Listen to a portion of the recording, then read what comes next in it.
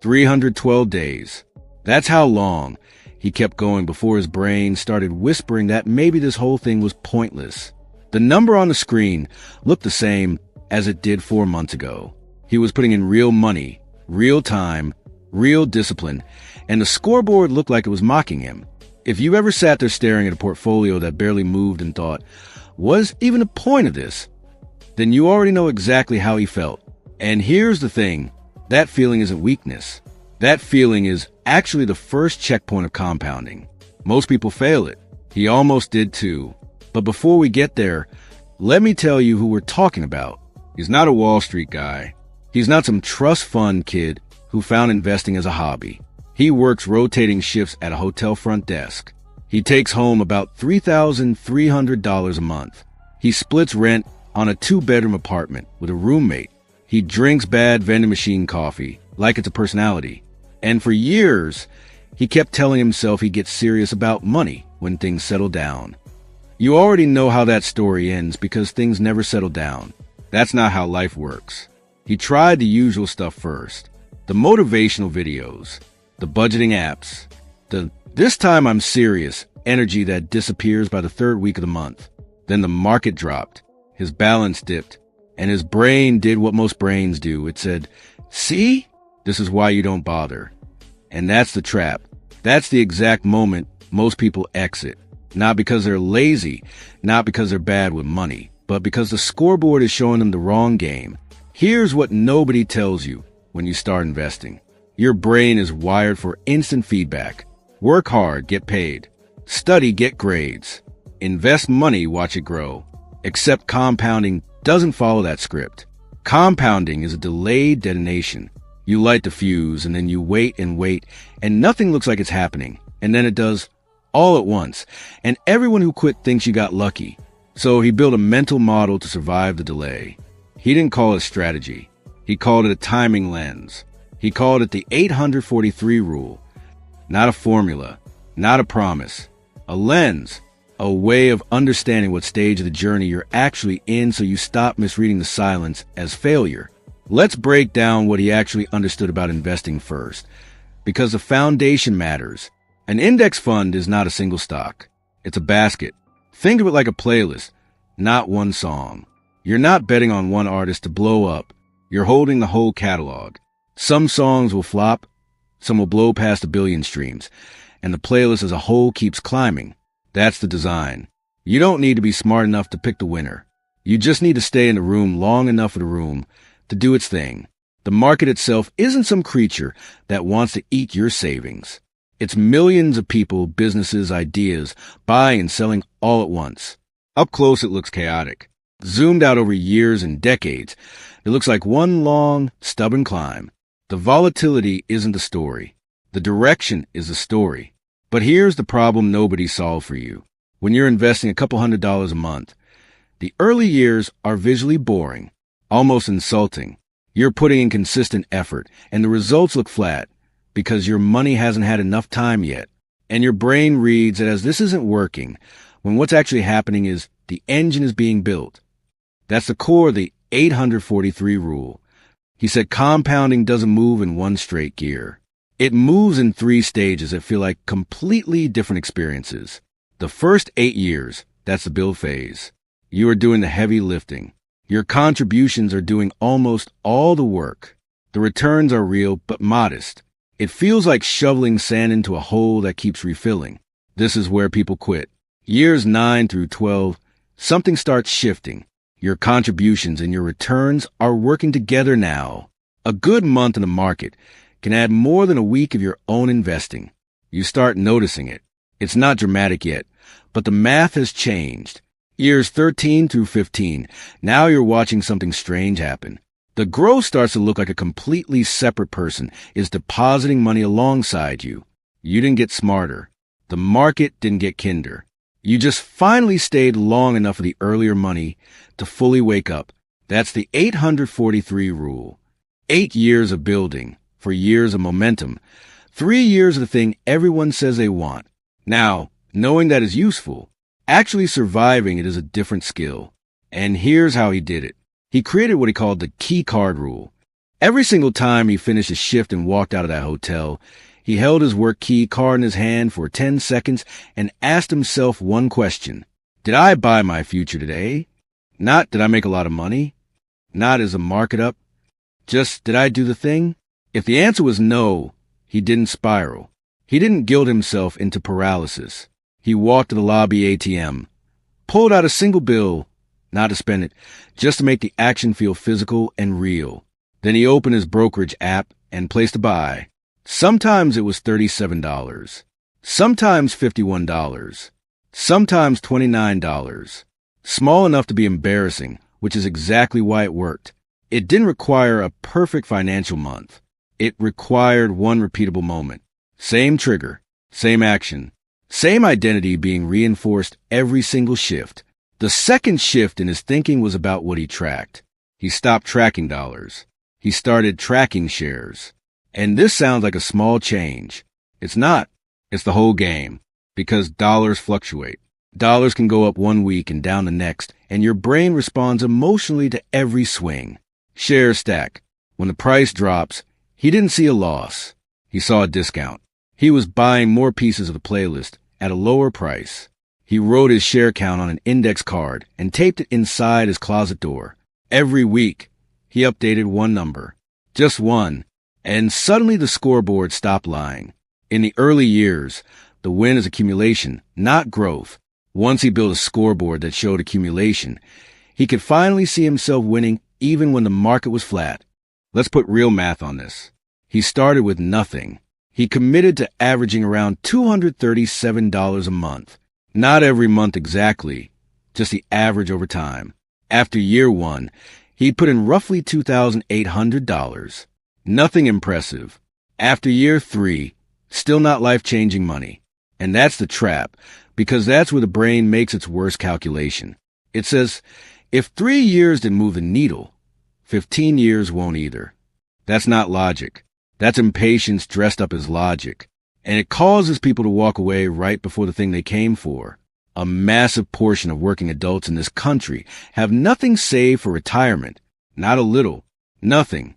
So if you've already started, even with a small amount, you're doing something most people genuinely never do. That's worth acknowledging. But acknowledgement isn't the goal. Results are.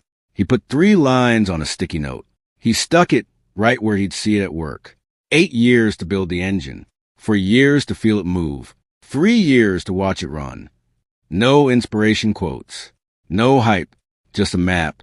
Here's the piece most people skip completely. The biggest threat to compounding isn't a market crash. It's you.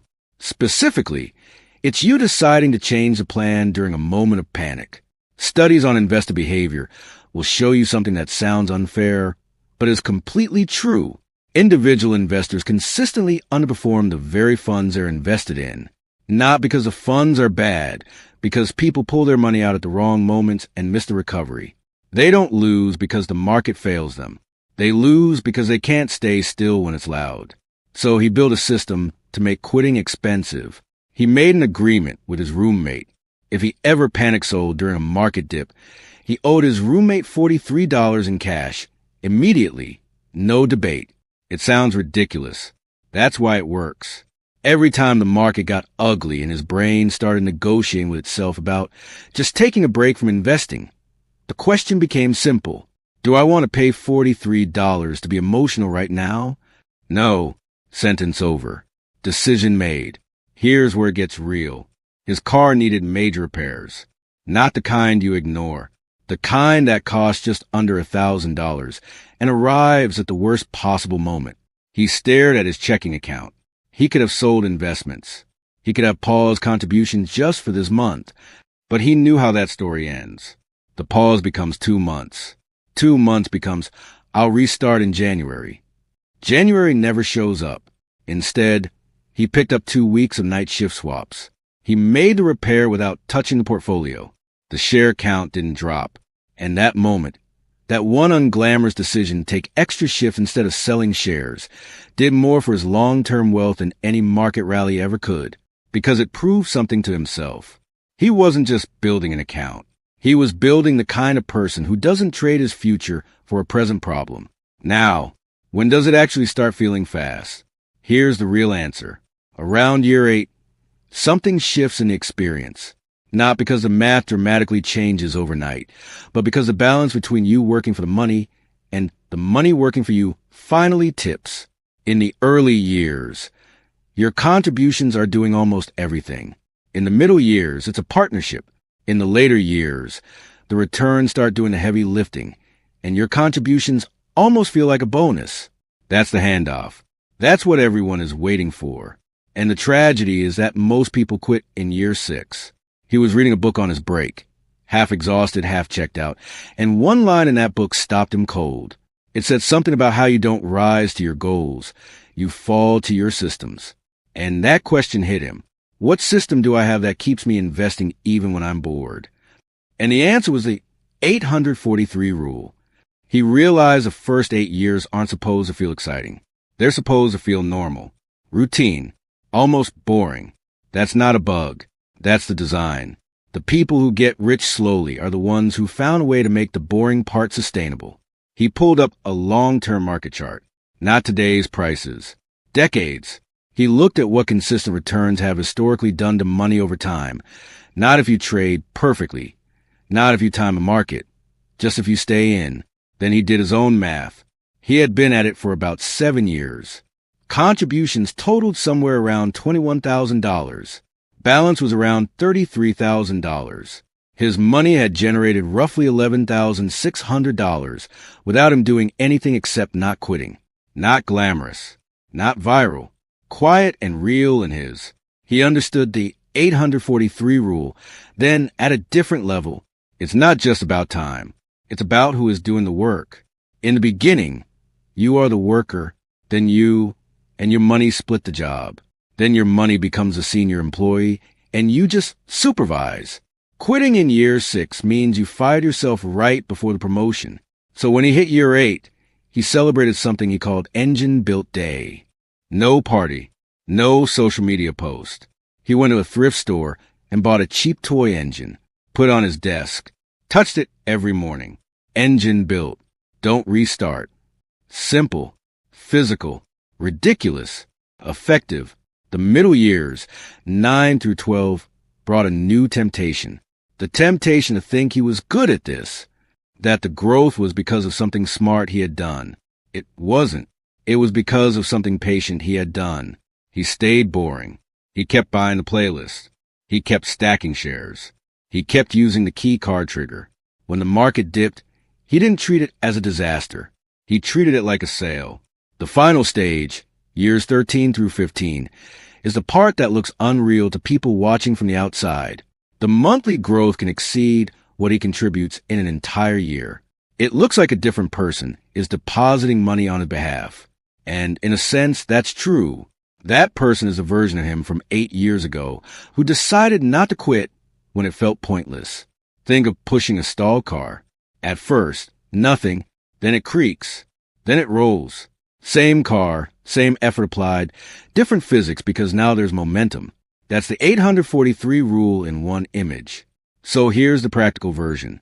What do you actually do starting now? First, stop waiting for compounding to be interesting. It won't be. Not for a while. That's not a problem. That's the path. Second, pick a broad index fund and leave it alone. Don't build a complicated strategy. A diversified basket, a playlist, is enough. The power isn't in selection. It's in the staying. Third, build a trigger that isn't your mood. Payday-linked investing is fragile because the moment one payday feels tight, you skip it, and skipping is how streaks die. Pick a physical life trigger you can't avoid. The end of shift, brushing your teeth, parking your car at home. Same cue, same action, no decision required. Fourth, track shares, not vibes. Find where your brokerage app shows your share count. Write that number somewhere physical, a card, a note, a calendar on your wall. Update it weekly. One number. It shows progress even when the market is being dramatic. Fifth, commit to the 8-year engine. Tell yourself the honest truth out loud. The first 8 years are supposed to feel slow. That's not failure. That's the design. Put that somewhere you'll see it when the doubt shows up. Because here's what actually happened to him. He didn't stumble onto a hot stock. He didn't time the market perfectly. He didn't have a wealthy mentor. He had a key card, a toy engine on his desk, a $43 stupidity fine, and the understanding that the boring chapter is where the story is decided. If you're in year 1 and it feels like nothing is happening, you're on track. If you're in year 3 and you're thinking about pausing just for now, that's the quitting moment. Don't do it. If you're in year 6 and you're thinking, this isn't moving fast enough, you are one chapter away from the shift. Compounding isn't slow. Your expectations are early. The engine doesn't care whether you believe in it. It just needs you to keep feeding it and stay out of the way long enough for it to do what it was always going to do. Stay in long enough to be free. Start small if you have to. Start today if you can. Protect the streak like it's the whole game, because it is.